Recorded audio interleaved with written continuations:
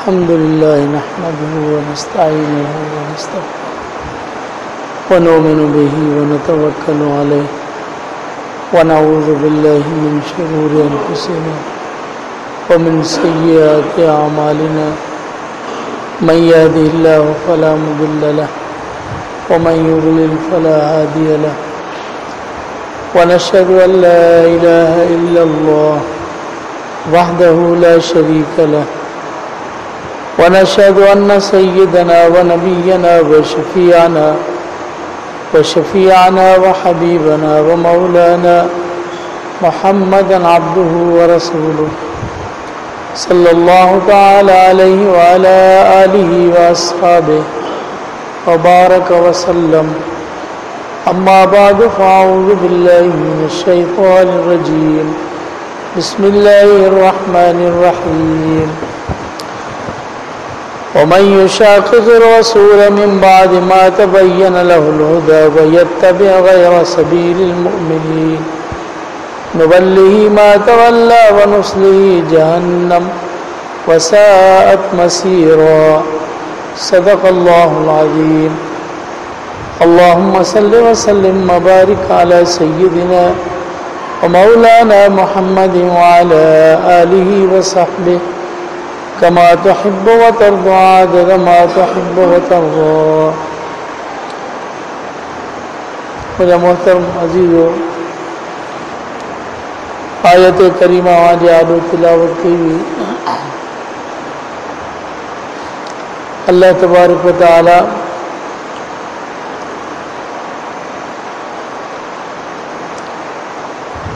इन आयत के ज़रिए से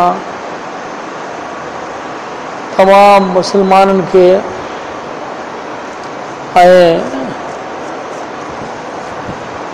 जेके सही रस्ते ते हलण वारा आहिनि उन्हनि खे अल्लाह तबारक व तआला नक्शो सम्झायो ज़िंदगी जे हलण जो त तव्हांजी ज़िंदगी जे हलण जो रस्तो कहिड़ो आहे। अमली रस्तो। इंसान सिर्फ़ ॿुधी करे सब शइ कोन सिखंदो आहे, बल्कि इंसान ॾिसी करे उन जे मुताबिक़ ज़िंदगी गुज़ारींदो आहे। हिकिड़ो जेकर नंढड़ो ॿार हुजे उनखे तव्हां सम्झाईंदा हीअं करिणो आहे हीअं करिणो आहे त उहो ॿारु उन शइ खे न सम्झंदो, बल्कि उनखे सम्झ में उहा ई शइ हूंदी जेको ॾिसी करे कंहिंखे ऐं पोइ कमु कंदो त उहो उन शइ खे सम्झंदो। तो सब खां असल शइ ॾिसण आहे त कंहिंखे ॾिसी करे उन जे मुताबिक़ ज़िंदगी गुज़ारिजे। जीअं असां नमाज़ पढ़ूं था, इन में कई अहिड़ा माण्हू आहिनि जेके नमाज़ जे अंदर जे अरकान जी का बि ख़बर कोन्हे, पर सिर्फ़ नमाज़ पढ़ंदे हिक ॿिए खे ॾिसूं था इन करे नमाज़ पढ़ूं था। असां पंहिंजे वॾनि खे ॾिठो, उन्हनि ॿियनि खे ॾिठो, ईअं करे नमाज़ पढ़ूं पिया। या हिकिड़ो अमल जेको कंहिं कयो हुजे उनखे ॾिसी करे वरी ॿियो माण्हू अमल करे, इहो जल्दी इंसान खे दिलि जे अंदरि लही वेंदो आहे। तंहिंजे करे सुन्नत तरीक़ो इहो आहे त जेकॾहिं तव्हां मस्जिद में फ़र्ज़ पढ़ो था ऐं घर वग़ैरह पासे जे अंदरि आहे त पोइ तव्हां कोशिश करे घर जे अंदरि सुन्नतूं पढ़ो,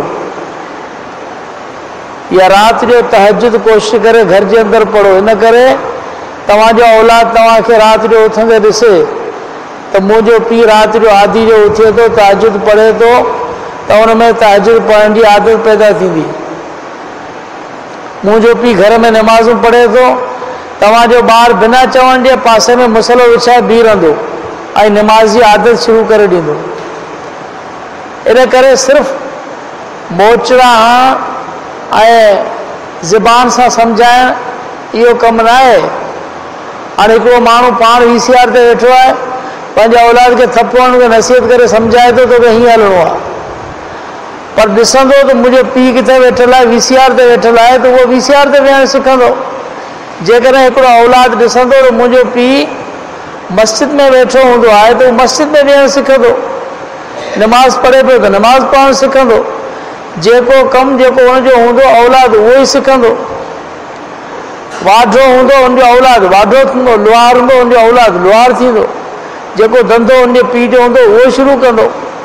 इन करे असल इंसान जे वजूद में फितरत में इहा शइ रखियल आहे, ॾिसी करे ज़िंदगी गुज़ारणु ऐं ॾिसी करे उनजे नक्शे क़दम ते हलणु, इहो इंसान जे मिज़ाज में रखियल आहे। त अल्लाह तबारक व तआला इंसाननि जी इस्लाह जे लाइ सिर्फ़ क़ुरान करीम खे नाज़िल कोन फरमायो, बल्कि अल्लाह तबारक व तआला हुज़ूर नबी करीम अलैहिस्सलातु वस्सलाम जिन खे मोकिलियो, जेको सरापा हिदायत हो, तव्हां त उम्मत उनजे हलण चलण ऐं उनजी ज़िंदगी खे ॾिसी करे उनजे मुताबिक़ ज़िंदगी गुज़ारनि। त सहाबा किराम रज़ी अल्लाह तआला अजमईन सिर्फ़ ॿुधी करे ज़िंदगी कोन गुज़ारियो आहिनि, सहाबा किराम हुज़ूर खे ॾिसी उनजे नक्शे क़दम ते हलिया आहिनि। या सहाबा किराम खां पोइ जेका ताबीन जी जमात आई आहे, ताबीन किराम जी,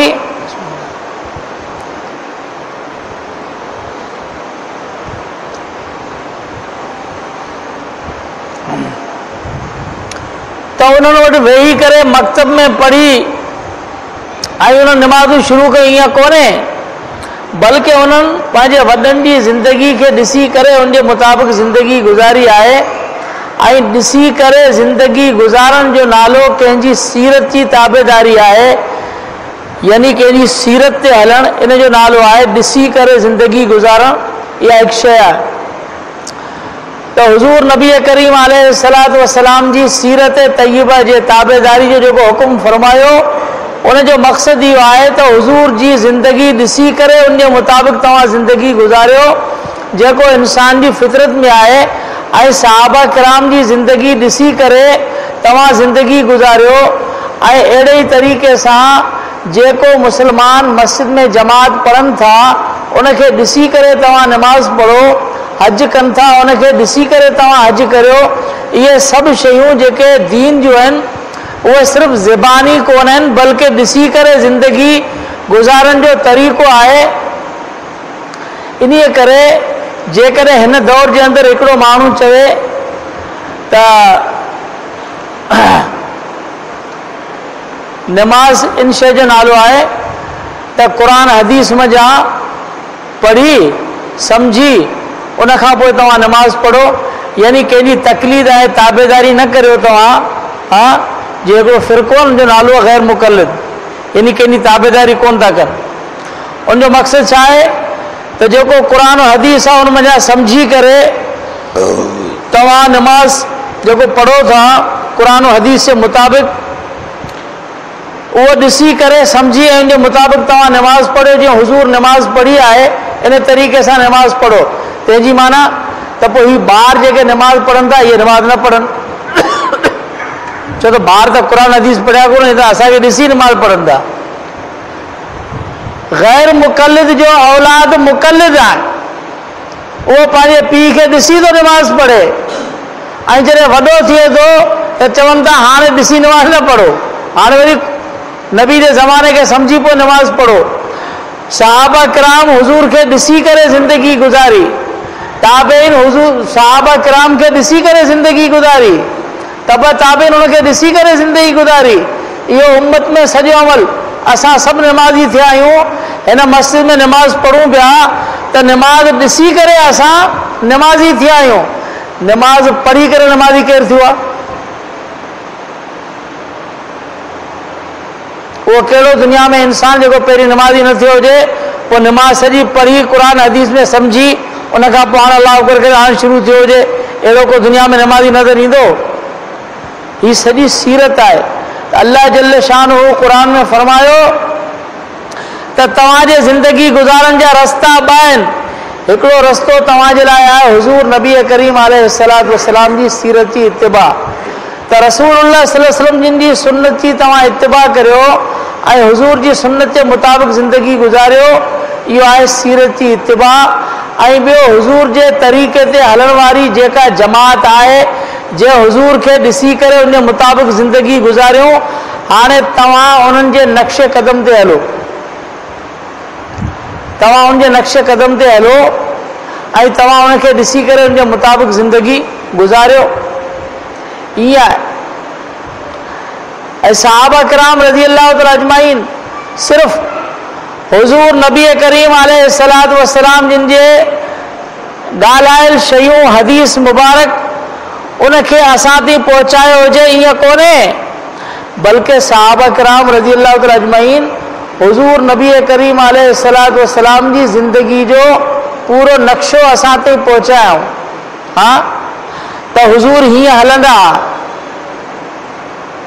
जेकॾहिं के हुज़ूर जे हलण खे सम्झे, सहाबा किराम बयानु कयो त माण्हू हैरान थी थो वञे त सहाबा किराम रज़ी अल्लाह तआला अजमाइन उहो हुज़ूर जो हलण कीअं था बयानु कनि। माण्हू कंहिंजे हलण खे केरु थो चेक करे त हीअ हले कीअं थो, पर सहाबा किराम रज़ी अल्लाह तआला अजमाइन हुज़ूर नबी करीम अलैहिस्सलातु वस्सलाम जिन जे हलण जो तरीक़ो उहो उम्मत खे सम्झायूं त हुज़ूर कीअं हलंदा हुआ। हाँ, सहाबा किराम फरमाइनि था कान नबी सल्लल्लाहु अलैहि वसल्लम यमशी यतकल्लौ हाँ कअन्नमा यनहत्तु मिन सबबिन। त हुज़ूर नबी करीम अलैहिस्सलातु वस्सलाम जिन जो हलण सहाबा किराम फरमाइनि था उनजे अंदरि टे वस्फ़ूं हूंदियूं, टे शयूं हूंदियूं। यानी हुज़ूर जे ज़बान मां निकितल अक़वाल मुबारक उहो त असां ताईं पहुचायूं, पर रसूलुल्लाह जे हलण जी सुन्नत बि उम्मत ताईं पहुचायूं त हुज़ूर कीअं हलंदा हुआ। हिकिड़ो सहाबा फरमाइनि था जॾहिं हुज़ूर नबी करीम अलैहिस्सलातु वस्सलाम जे पैर रखंदा हुआ त ज़ोर सां रखंदा हुआ,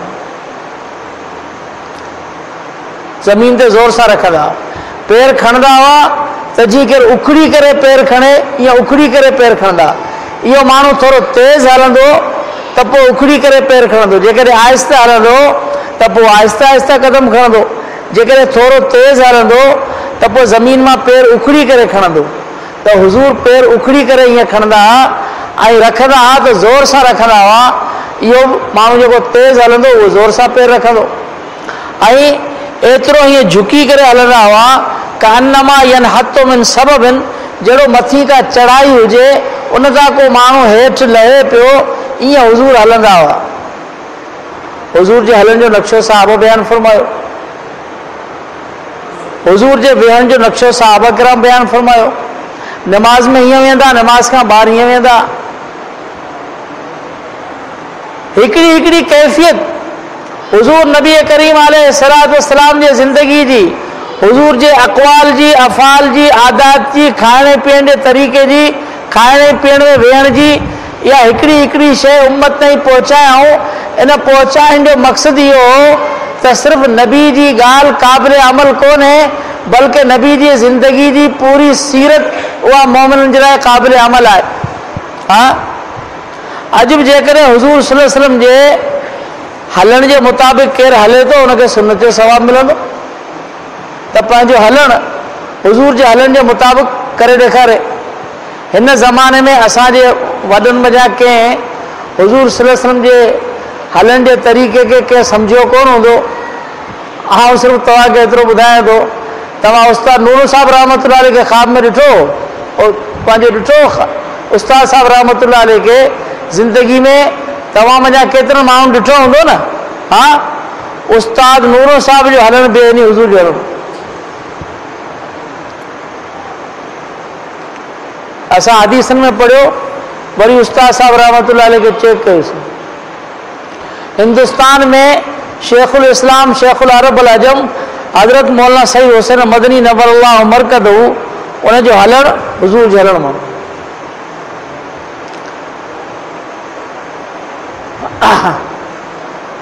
ऐं पाण जॾहिं हदीस पढ़ाईंदा हज़रत मदनी रहमतुल्लाह अलैह, जॾहिं हदीस शमाइल में हुज़ूर सल्लल्लाहु अलैहि वसल्लम जे हलण वारी हदीस ईंदी हुई त पाण इरादतन उथी करे हली ॾेखारींदा हुआ त हुज़ूर हीअं हलंदा। कहिड़ी शइ आहे जो नक्शो असां ताईं पहुचल कोन्हे। सूरत, सीरत, ज़िंदगी, उथण वेहण, आदात, हर शइ असां ताईं पहुतल आहे। त हर शइ जॾहिं असां ताईं पहुतल आहे त उनजो मक़सदु इहो आहे त त उम्मत जे लाइ सिर्फ़ नबी जी ॻाल्हि क़ाबिल अमल कोन्हे, बल्कि नबी जी पूरी ज़िंदगी, हरकतो सकनत पूरी जी पूरी क़ाबिल अमल आहे। जेकॾहिं हुज़ूर नबी करीम अलैहिस्सलातु वस्सलाम जंहिं तरीक़े सां मानी खाधऊं, अॼु पाण चवंदा आहियूं त हिन तरीक़े सां मानी खाइण सुन्नत आहे। हा, साॼे हथ खे हुज़ूर इस्तेमालु फरमाईंदा, सुन्नत आहे। 3 साइन में पानी पींदा, सुन्नत आहे। हुज़ूर पानी खां पहिरीं बिस्मिल्लाह, आख़िर में अल्हम्दुलिल्लाह चवंदा, सुन्नत आहे। जेके दुआऊं हुज़ूर घुरंदा मानी में, खाधे में, सुम्हण में, सभु सुन्नतूं आहिनि। तक़ाज़े जे वक़्तु, हाजत जे वक़्तु इंसान जॾहिं अचे थो वञे थो, उन वक़्तु जेके जेके दुआऊं घुरंदा उहे सभु सुन्नतूं आहिनि। त हुज़ूर नबी करीम अलैहिस्सलातु वस्सलाम जी पूरी ज़िंदगी उहो सुन्नत आहे। ऐं हुज़ूर सल्लल्लाहु अलैहि वसल्लम जिन जे अक़वाल व अफ़ाल, आदात मुबारका, उहा पूरी जी पूरी सुन्नत आहे। हाणे सुन्नत हिकिड़ी शइ अहिड़ी आहे जेको इंसान पढ़ी करे ऐं उनखे सम्झी उनजे मुताबिक़ हलंदो आहे।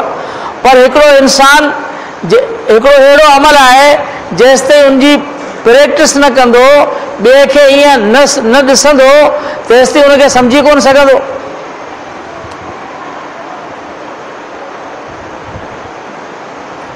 जेकॾहिं केरु माण्हू खे तरणु सेखारे त उहा हीउ तरीक़ो आहे, हथनि खे हीअं कजे, पेरनि खे हीअं कजे, ऐं हिन तरीक़े सां बीहजे पाणी में। हाणे उनखे तयारु करे सॼो साल उनखे कोर्स कराए, हाणे उनखे गोॾ ॿधी ऐं लाइ पिंजारी में त ख़बर पए वज़न जी, बुॾियो थो या बचे थो, इहो तरी वेंदो? इहो कोन तरी सघंदो।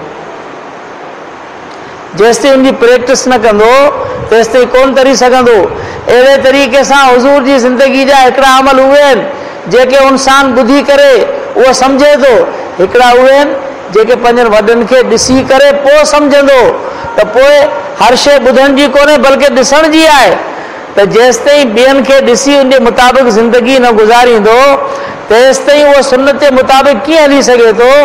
इन करे अल्लाह तबारक व तआला क़ुरान मजीद में फरमायो त हुज़ूर नबी करीम अलैहिस्सलातु वस्सलाम जी इताअत मोमिननि जे लाइ ज़रूरी आहे। ऐं हुज़ूर जे रस्ते ते हलण जे लाइ जेके बि उम्मत में चङा इंसान, सहाबा किराम ऐं उनजा मुत्तबईन जेके बि आहिनि, उन्हनि सभिनी जे रस्ते ते हलणु इहो तव्हां जे लाइ ज़रूरी आहे। त हुज़ूर जी सीरत ते अमल करण जे लाइ अल्लाह तबारक व तआला उम्मत जे नेक इंसाननि जे रस्ते ते हलाइणु ज़रूरी आहे। हाणे हिकिड़ो माण्हू चवे त हींअर हस्बुना किताबुल्लाह, मूंखे अल्लाह जो क़ुरान काफ़ी आहे। अहिड़ा माण्हू कई आहिनि जेके क़ुरान जो तर्जुमो पढ़ंदा आहिनि ऐं तर्जुमो पढ़ी ऐं पोइ चवनि था त मूंखे कहिड़ी ज़रूरत आहे मौलवियुनि जी या फ़िलाण खां पुछण जी, क़ुरान में सॼी शइ लिखी पई आहे, ऐं त उनजे मुताबिक़ ज़िंदगी थो गुज़ारिया। हा, पोइ जेकॾहिं क़ुरान सम्झणु एॾो सवलो आहे पोइ अल्लाह तबारक व तआला हुज़ूर खे छो घुरायो दुनिया में? इमामुल अंबिया जे क़ल्ब ते छो नाज़िल कयो?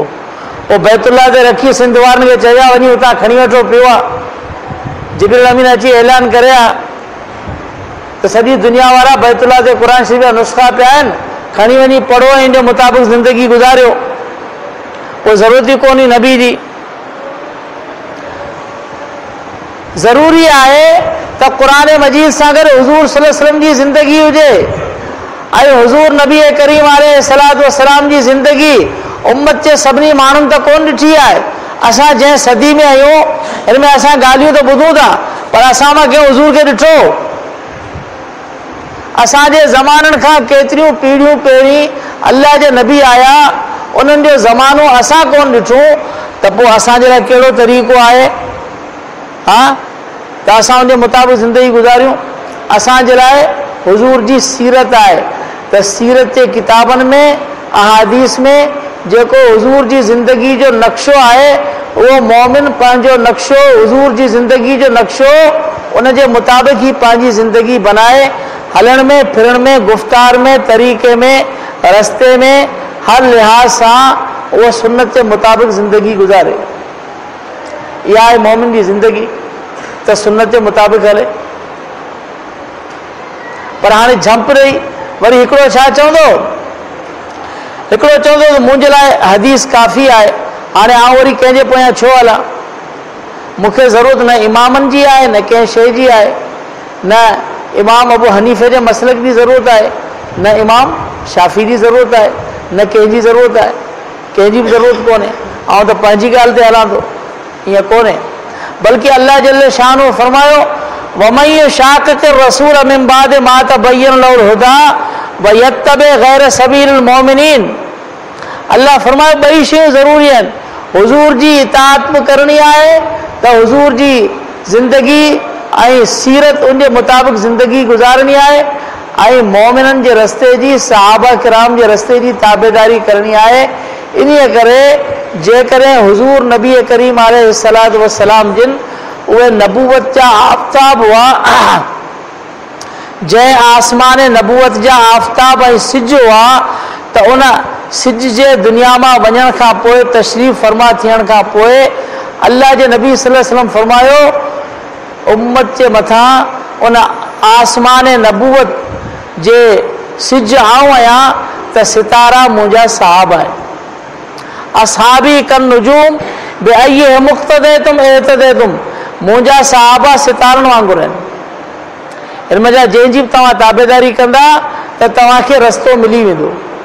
पर ताबेदारी कीअं आहे, जो सभिनी जी इज़त ऐं अज़मत रखे ऐं भले ताबेदारी करे, जेके हुज़ूर जा सहाबा उन्हनि सभिनी खे सही अक़ीदे सां मञे ऐं सम्झे ऐं ताबेदारी हिकु थी करे त उहो कामयाबु आहे।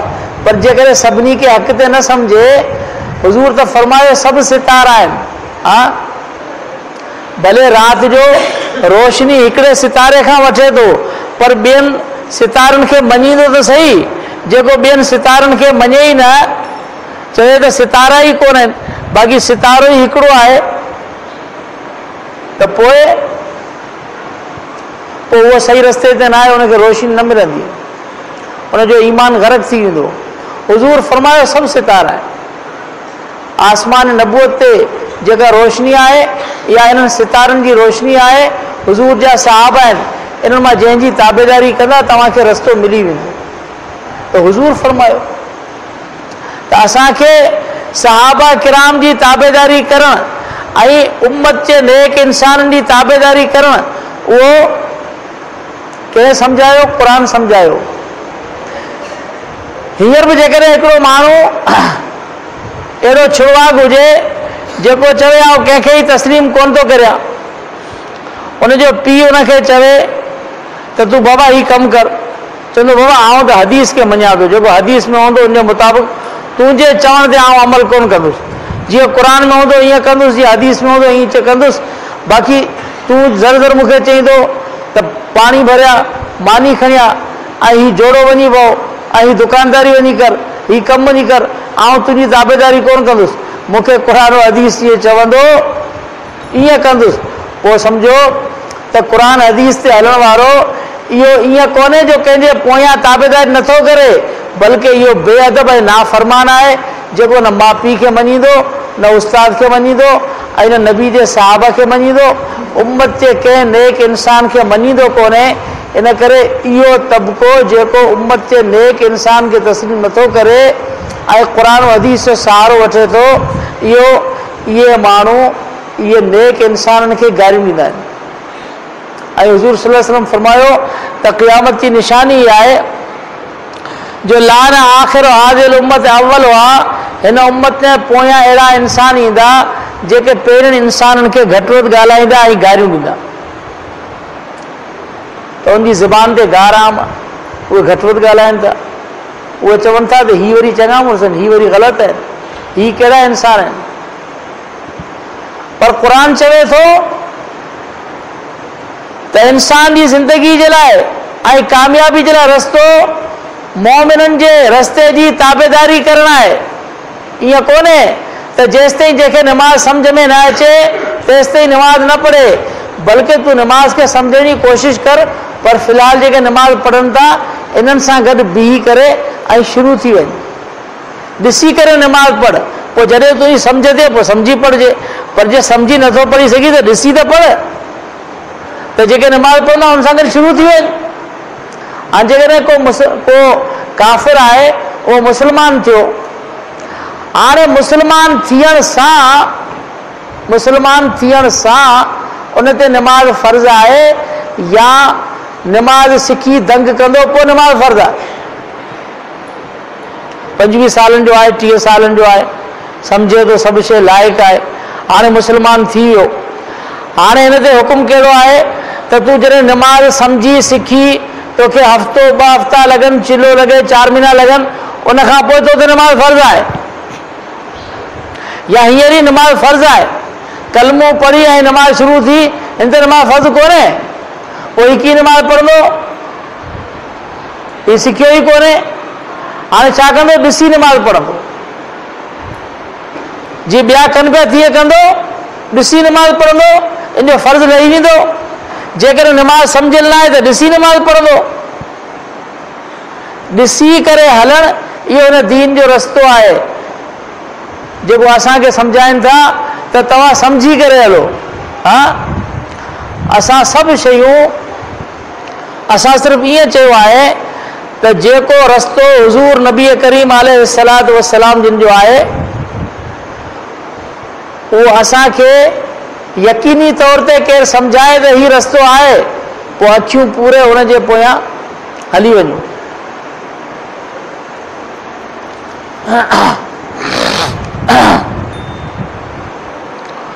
उस्ताद नूर साहब रहमतुल्लाह अलैह फरमायो त असां शेखुल इस्लाम शेखुल अरब अल अजम हज़रत मदनी रहमतुल्लाह अलैह जे मजलिस में वेठासीं त हज़रत मदनी रहमतुल्लाह अलैह पंहिंजो को ख़लीफ़ो हुनखे पाण फरमायूं पिए, का ॻाल्हि हुई त हुनखे फरमायूं त बाबा असां हुज़ूर नबी करीम अलैहिस्सलातु वस्सलाम जे कदम ते कदम रखी करे अचूं पिया ऐं तव्हां असांजे पेर ते पेर रखी करे अचो, नक्शे कदम ते हलणु। हुज़ूर सल्लल्लाहु अलैहि वसल्लम जी ज़िंदगी जे नक्शे कदम ते हलणु ऐं हुज़ूर जे नक्शे कदम ते हलण जो तरीक़ो, सहाबा किराम जे नक्शे कदम ते हलणु, सहाबा किराम जे नक्शे कदम ते हलण जो तरीक़ो, ताबईन जे नक्शे कदम ते हलणु, असां कंहिंखे कोन ॾिठो, असां जंहिंखे ॾिठोसीं उन जे नक्शे कदम ते हलणु, इहो गोया के हुज़ूर जे नक्शे कदम ते हलणु आहे। केरु माण्हू अल्लाह तबारक व तआला सां बैत करे त अल्लाह सां बैत थो करियां, भई अल्लाह सां बैत कीअं कंदो, ख़ुदा सां बैत कीअं कंदो? अल्लाह खे उन ॾिठो या अल्लाह जी को मजलिस आहे जंहिंमें वेहंदो बैत कंदो? अल्लाह जल्ल शानहू क़ुरान में फरमायो, ऐ महबूब इन्नल लज़ीना युबायऊनक इन्नमा युबायऊन अल्लाह, अल्लाह सां बैत इहा आहे त तूं मुंहिंजो महबूब आहीं, तुंहिंजे हथ ते जंहिं बैत कई सम्झो ख़ुदा सां बैत कई, थी वई बैत। जंहिं सिद्दीक़ अकबर जे हथ ते बैत कई उन हुज़ूर सां बैत कई। हा, जंहिं फारूक आज़म जे हथ ते बैत कई उन हुज़ूर सां बैत कई, जंहिं हुज़ूर सां बैत कई उन अल्लाह सां बैत कई। अहिड़े ई तरीक़े सां हीउ सिलसिलो, हुन जो मक़सदु इहो आहे त कंहिंजे दामन में हथु आहे त हुज़ूर जे दामन में हथु आहे। जेकॾहिं असां हिन मस्जिद में नमाज़ पढ़ूं पिया, हीअ नमाज़ असां पढ़ूं पिया, पर असां नमाज़ पढ़ी सभु इहे चई सघूं था त असां हुज़ूर वारी नमाज़ पढ़ी आहे, असां सहाबा वारी नमाज़ पढ़ी आहे, असां ताबईन वारी नमाज़ पढ़ी आहे, असां आइम्मा वारी नमाज़ पढ़ी आहे, इहो असां चई सघूं था। असां ॾिठो त कोन्हे, पर जॾहिं हिन नमाज़ जा पेर खणंदे त वञी मस्जिद नबवी ते लॻंदी, पेर खणंदे वञी उते पुॼंदी। अहिड़े ई तरीक़े सां जेको बि अमल आहे उन अमल जो नक्शो उहो ई आहे जेको हुज़ूर नबी करीम अलैहिस्सलातु वस्सलाम जो नक्शो आहे। क़यामत ताईं जेको सिलसिलो ईंदो इहो टुटल कोन्हे, बल्कि इहो सिलसिलो बरक़रार आहे। जेका हदीस पढ़िजे थी उहा हदीस पढ़ाइण वारो ईअं चई सघिजे थो त हीउ हुज़ूर नबी करीम अलैहिस्सलातु वस्सलाम जिन जी ज़बान मुबारक मां निकितल हदीस आहे। छो त मूं पंहिंजे उस्ताद खां ॿुधी, उन पंहिंजे उस्ताद खां ॿुधी, उन पंहिंजे उस्ताद खां ॿुधी, इहो थींदे थींदे थींदे वञी करे हुज़ूर ताईं सिलसिलो पहुतो। हा, असांखे मक्के शरीफ़ में उस्ताद उन असांखे हदीस पढ़ाई, हदीस साम्हूं विहारे ऐं गिरा खणी वात में विधाई, मुंहिंजे गिरा खणी मुंहिंजे वात में विधाई ऐं पोइ हदीस ॿुधाई। हदीस पढ़ी ऐं चई त मूंखे मुंहिंजे उस्ताद ईअं गिरा खणी वात में विधो ऐं मूंखे हदीस ॿुधाई, उहा साॻी हदीस। ऐं मूंखे उनखे उनजे उस्ताद ईअं कंदे कंदे कंदे हुज़ूर रसूल सल्लल्लाहु अलैहि वसल्लम ताईं त सहाबी सॻोरो उनखे हुज़ूर गिरा वात में विझी ऐं हदीस ॿुधाई। हदीस अचे पई पर हदीस जो जेको सिलसिलो ऐं तरीक़ो उहो ई उम्मत में अॼु ताईं अचे पियो। सिलसिलो टुटल कोन्हे, ही दीन उहो दीन जंहिंजो सिलसिलो जे हुज़ूर खां शुरू थियो आहे तीअं क़यामत जे सुबुह ताईं इहो दीन हलंदो ऐं इहो सिलसिलो ईअं ई हूंदो जीअं हुज़ूर नबी करीम अलैहिस्सलातु वस्सलाम हिन खां शुरू थियो। तव्हां त हुज़ूर जूं सुन्नतूं महफ़ूज़ रहनि ऐं कॾहिं बि को इंसान नई दावा न करे सघे त हाणे उहो दीन पुराणो थी वियो, उहे ॻाल्हियूं पुराणियूं थी वियूं।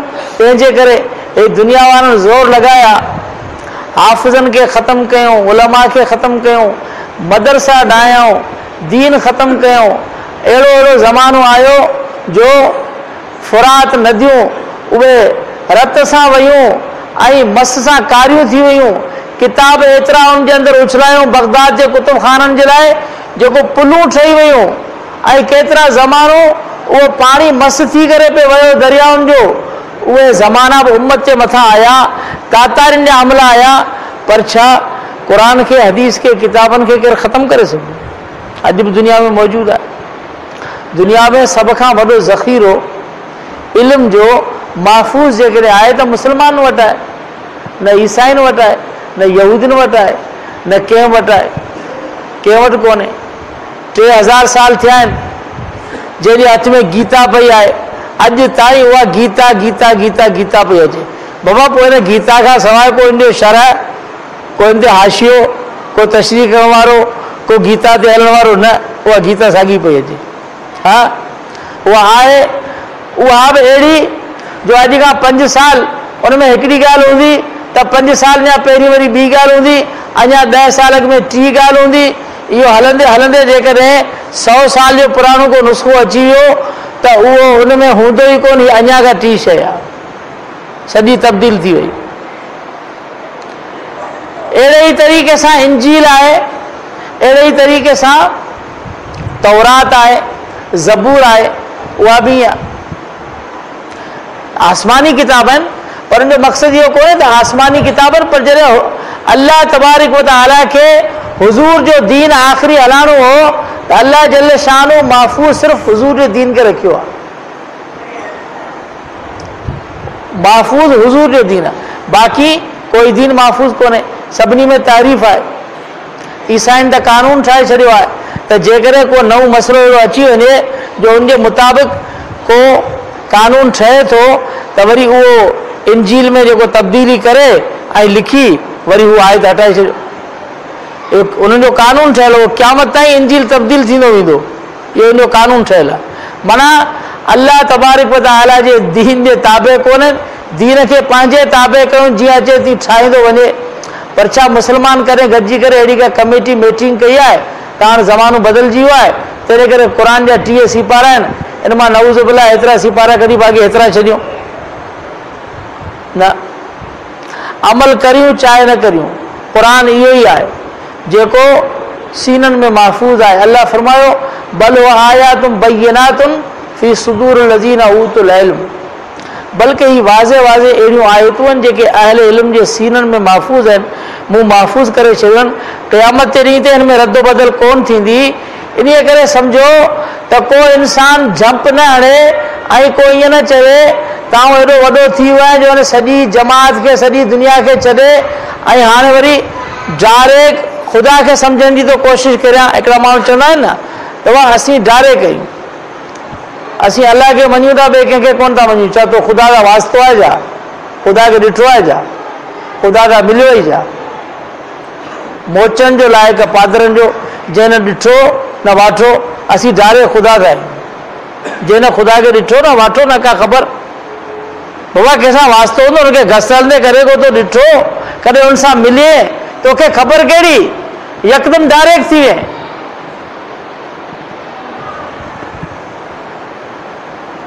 इन करे केरु डायरेक्ट कोन्हे अल्लाह तबारक व तआला जेको दीन नु हुजूर जे वास्ते सां ॾिनो ऐं हुजूर जो वास्ते खां पोइ सहाबा किराम जो वास्तो आहे उम्मत में नेक इंसान जो वास्तो आहे झंप आणी करे बीमार ते केरु कोन चढ़ंदो चाढ़ी जा तबका आहिनि हिकिड़े तबके ते ॿिए तबके ते टे तबके ते पोइ वञी करे बीमार ते पुॼंदो ईअं जल्दी मंज़िलूं तय करे हलियो ईंदो ईअं कोन्हे तबका आहिनि तबकनि तबकनि तां वञी करे पोइ वञी पहुचंदो ईअं ई सिलसिलो आहे दीन जो अल्लाह तबारक व तआला महफ़ूज़ रखियो आहे असांखे अल्लाह जल्ल शानो हुकुम फरमायो त तव्हांजे लाइ झंप हणण वारो तरीक़ो ग़लति आहे मोमिननि जी ताबेदारी ऐं इत्तिबा करियो ऐं अल उलमा वरसतुल अंबिया जेके अहल इल्म आहिनि उहे नबियनि जा वारिसन उहो वरसो इल्मी आहे उनखां तव्हां इल्मु वठो ऐं उनजे मुताबिक़ वरी ज़िंदगी गुज़ारियो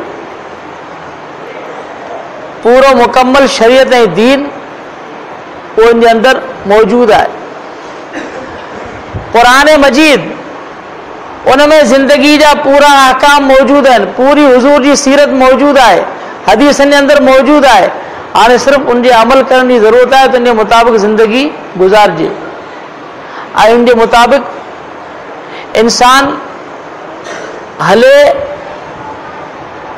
ऐं पूरी ज़िंदगी उनजे ताबे बनाइजे हाणे ज़रूरत इन शइ जी आहे हाणे कंहिं नए दीन ठाहिण जी या रस्मुनि जी का ज़रूरत कोन्हे बल्कि उनजे मथां हलणो आहे हाणे असां हलूं सुन्नत जे मुताबिक़ ज़िंदगी गुज़ारियूं अल्लाह तबारक व तआला जे अहकाम ते हलूं ऐं हुज़ूर नबी करीम अलैहिस्सलातु वस्सलाम जे सुन्नत जे रस्ते ते हलूं ऐं उनजे मुताबिक़ ज़िंदगी गुज़ारियूं त अल्लाह तबारक व तआला असांखे कामयाबु कंदो त क़ुरान में अल्लाह जल्ल शानो फरमायो वमन युशाक़िक़ रसूल मिन बाद मा तबय्यन लहुल हुदा हिदायत जे वाज़े थियण खां पोइ जंहिं नबी जी मुखालिफ़त कई ऐं हुज़ूर जी सुन्नत जे ख़िलाफ़ हलियो व यत्तबे गैर सबील मोमिनीन ऐं जेको मोमिननि जो रस्तो आहे उन रस्ते खे छॾे ॿियो रस्तो इख़्तियार कई सॼी जमात हिकिड़े गस तां वञे पई हीउ उहो घस छॾे हिन वरी वञी वरितो झंग वारो घस या ग़लति घस शैतानी घस वरितई अल्लाह फरमायो न वल्लही मा तवल्ला व नुस्लही जहन्नम वसात मसीरा पोइ दुनिया में अल्लाह से फरमायो पोइ दुनिया में उनखे कामरेड करे छॾंदा आहियूं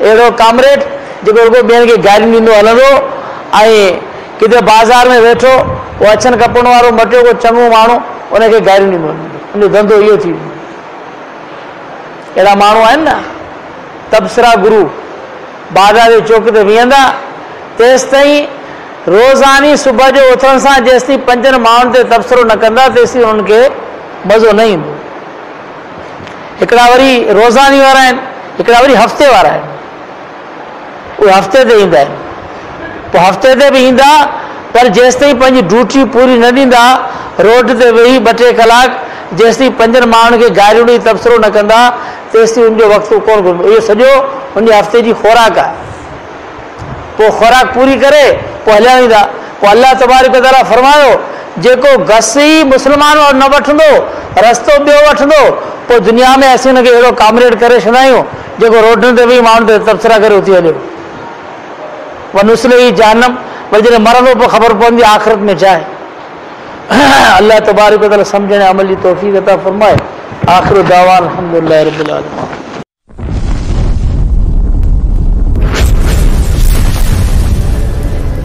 Subscribe my YouTube channel.